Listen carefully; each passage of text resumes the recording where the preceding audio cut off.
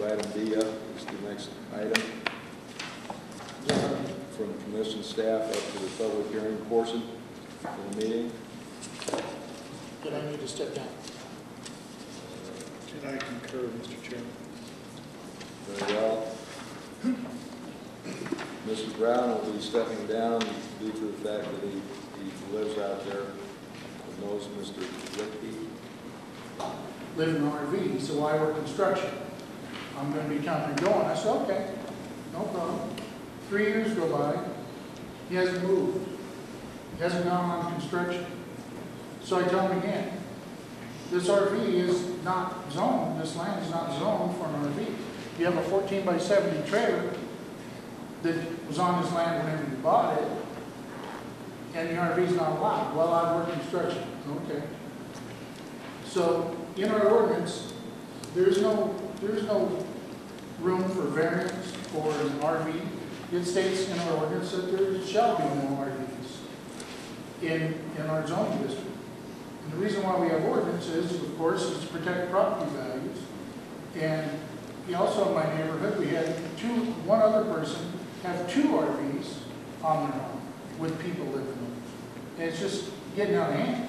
And also, Mr. Lickey has taken 30 feet of Brown Lane and put markers out there, and put gravel out there, and put posts at the end of Brown Lane, fence posts at the end of Brown Lane, so the people in the area cannot go through there and use it as a recreational place.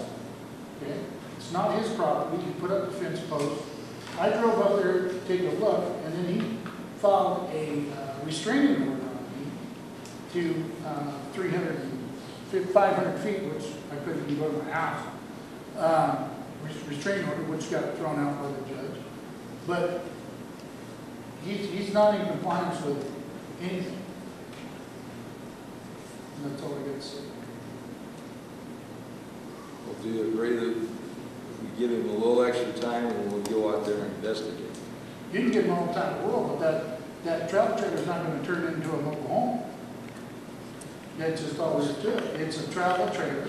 It doesn't matter where it's licensed, what he's doing with it, how much taxes he's paying on it. It is a travel trailer set up on the lot. And what the final straw was, he brought in another travel trailer and hooked that up to the sewer and the water. Had a little thing going on.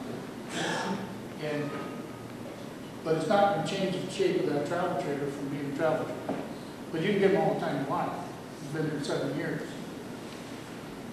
Well, that's the other thing. The question. He's been there long enough, and there's not been any issues or complaint about it until now.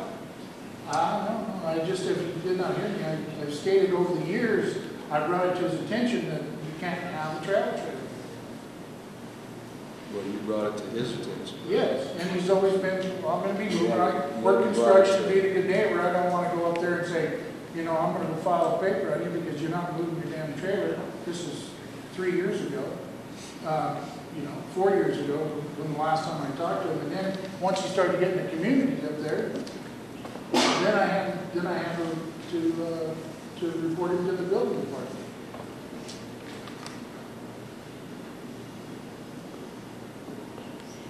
Well, I still think we need to look into it closer. You're the chair. That occurred, Mr. Frankovich. Mr. Dolan.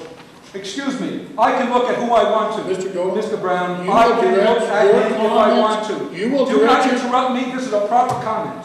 You will. Mr. Brown, this is a proper You comment. will direct- I can make my comments and I can look at You're it. done. I can look at Mr. it. Chairman, I move that this witness be removed. I can look at people in the room. Mr. French did the same thing. He turned around. You're addressing this board. This board.